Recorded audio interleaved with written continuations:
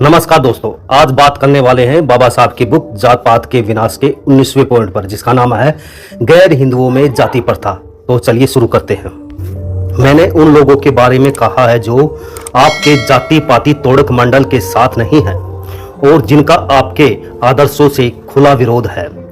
कुछ ऐसे लोग भी हैं जो न तो आपके साथ है और न ही आप उनके साथ हैं। मैं संकोच कर रहा था कि क्या मैं उनके विचार व नजरिए पर भी अपने विचार व्यक्त करूं या नहीं, लेकिन एक बार फिर सोचने के बाद मैं इस नतीजे पर पहुंचा हूं कि मुझे उन पर भी विचार जरूर व्यक्त करना चाहिए। इसके दो कारण हैं। पहला कि जाति की समस्या के प्रति उनका नजरिया व व्यवहार सिर्फ तटस्थ ही नहीं बल्कि उसमें उद्देश्यपूर्ण तटस्थता वाला भाव है। दूसरा कारण यह है कि वे लोग बहुत संख्या में हैं। इनमें से एक वर्ग ऐसा है जिन्हें हिंदुओं की जात पात की व्यवस्था में न तो कोई अजीब लगता है और न ही कोई घृणा पैदा करने वाली बात दिखाई देती है। ऐसे हिंदू लोग मुसलमान, सिख और ईसाई समाज का उदाहरण देते हैं और वे इस बात से खुश होते हैं कि उनके बीच भी तो जातियां हैं। इस सवाल पर विचार करने के लिए आपको शुरू से ही यह बात दिमाग में रखनी चाहिए कि मानव समाज कहीं भी एक इकाई नहीं है। समाज हमेशा बहु इकाई वाला रहा है, अर्थात बहुल रूप में रहा है। दुनिया के मानव समाज में व्यक्ति एक किनारा है तो समाज दूसरा किनारा या सीमा पर है। इन दोनों सीमाओं के बीच कम या ज्यादा संख्या में या छोटे बड़े सभी प्रकार की सामाजिक संस्थाएं, परिवार, मित्रता, सहकारी संस्थाएं, व्यापारिक दल, राजनीतिक पार्टियां तथा चोर लुटेरों के गिरोह होते हैं।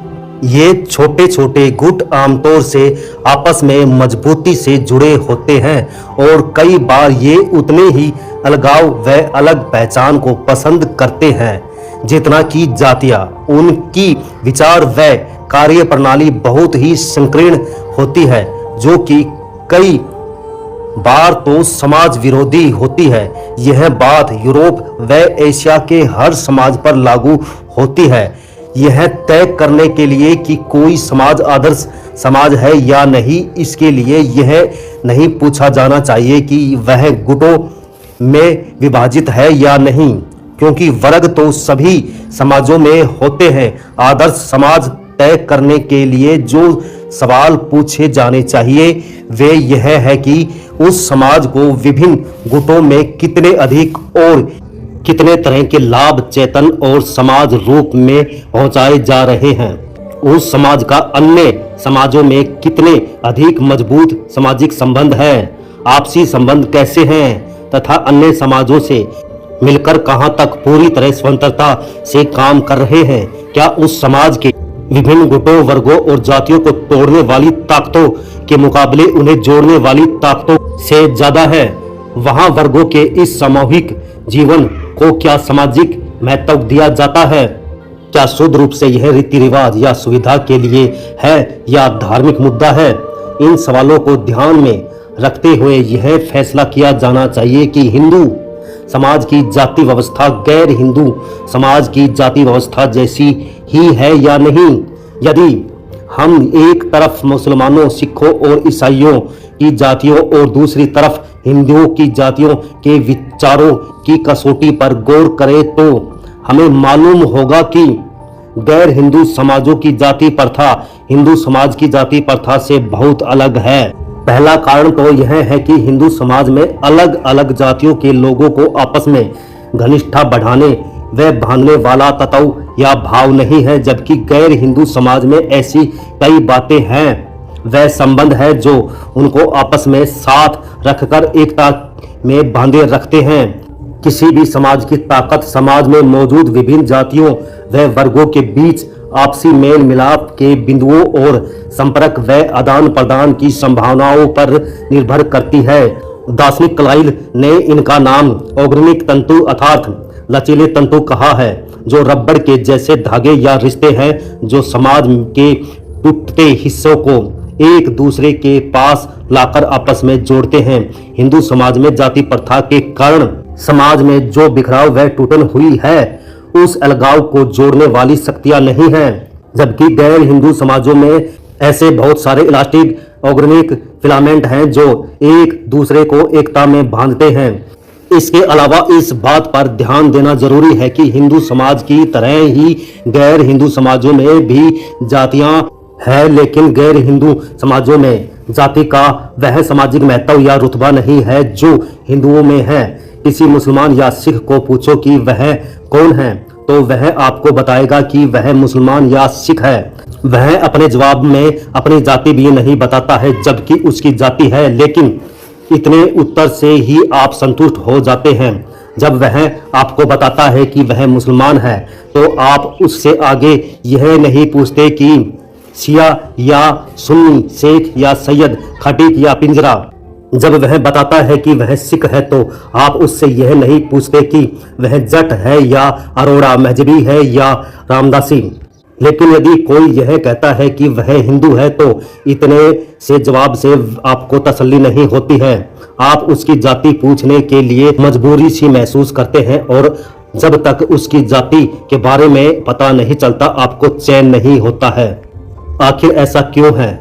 यह इसलिए है कि हिंदुओं के बारे में जाति का इतना अधिक महत्व है कि इसकी जानकारी के बिना आपको विश्वास ही नहीं होता कि वह किस प्रकार का व्यक्ति है। जाति बंधन तोड़ने के नतीजों पर विचार करने से यह बात साफ हो जाती है कि हिंदू समाज में जाति का जो खास प्रभाव है वह गैर हिंदू समाज में नहीं है। सिखों व मुसलमानों में जातियां तो है, लेकिन यदि कोई सिख या मुसलमान अपनी जाति की सीमा या बंधनों को तोड़ता है, तो उसका जाति से बहिष्कार नहीं किया जाता है। सच तो यह है कि सिख या मुसलमान समाज का सामाजिक बहिष्कार का दूर से भी वास्ता नहीं है, लेकिन हिंदुओं के मामले में स्थिति बिल्कुल अलग है। हिंदू को यह अच्छी तरह पता होता है कि यदि उसने जाति के बंधनों को तोड़ा तो निश्चित रूप से उसे जाति से बाहर कर दिया जाएगा। इससे हिंदू व गैर हिंदुओं के लिए जाति के सामाजिक महत्व के बारे में पता चलता है। यह दोनों के बीच फर्क का दूसरा कारण है, लेकिन एक तीसरा और अधिक महत्वपूर्ण फर्क भी है। गैर हिंदू समाजों में जाति कोई धार्मिक पवित्रता या ऊंचता नहीं रखती है, लेकिन हिंदुओं में जाति का बड़ा धार्मिक महत्व है। गैर हिंदुओं में जाति एक पवित्र संस्थान न होकर सिर्फ एक रिवाज या व्यवहार है। वे जाति का एक धार्मिक आदेश नहीं मानते। उन्होंने जातियों की उत्पत्ति नहीं की, इसलिए उनके लिए यह मात्र अस्तित्व है। वे जाति को धार्मिक रूढ़िवादिता नहीं मानते। धर्म हिंदुओं को जातियों के अलग बाड़ों व अलगाव को हिंदू समाज की अच्छाई मानने पर मजबूर करता है, लेकिन गैर हिंदुओं को धर्म इस तरह से मजबूर नहीं करता। यदि कोई हिंदू जाति छोड़ना चाहे, तो सीमाओं को तोड़ना चाहे, तो उसका धर्म आड़े आकर रुकावट बनता है, लेकिन गैर हिंदू के लिए ऐसा नहीं होगा।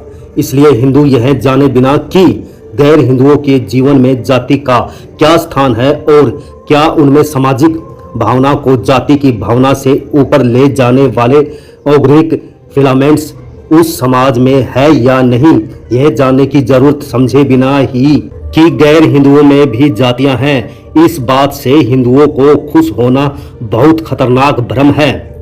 हिंदू जितना जल्दी इस दिमागी भ्रम से छुटकारा पाले, उतना ही अच्छा है। हिंदुओं का दूसरा वर्ग जोरदार इनकार करता है कि हिंदुओं के लिए जाति प्रथा कोई समस्या है। ऐसे लोग संतोष व्यक्त करते हैं। उनका मानना है कि अभी तक हिंदुओं का अस्तित्व बना हुआ है। वे इसे हिंदू समाज का अस्तित्व बनाए रखने के लिए प्रमाण मानते हैं। प्रोफेसर राधाकृष्णन ने अपनी किताब जीवन का हिंदू दृष्टिकोण में इसे बहुत अच्छी तरह से प्रस्तुत किया है।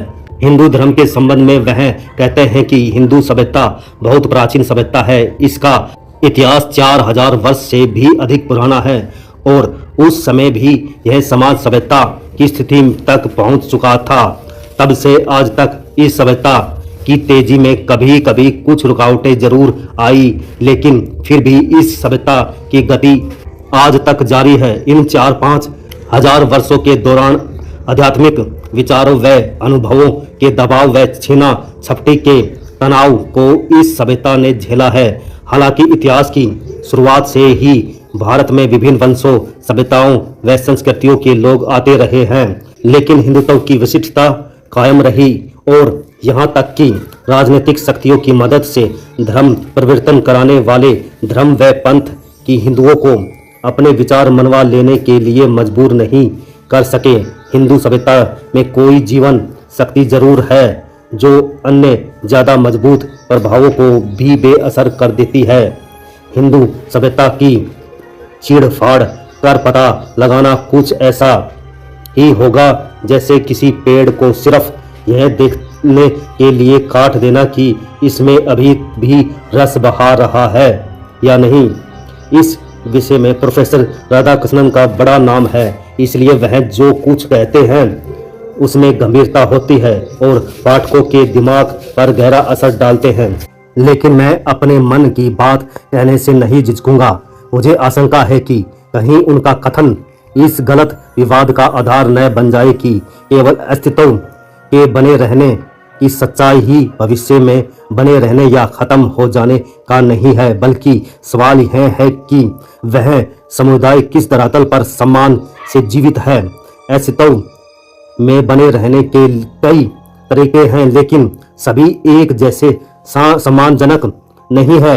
हर व्यक्ति व समाज के लिए जीवित रहने और समान व मूल्यों के साथ जीवित रहने के बीच जमीन आसमान का अंतर है।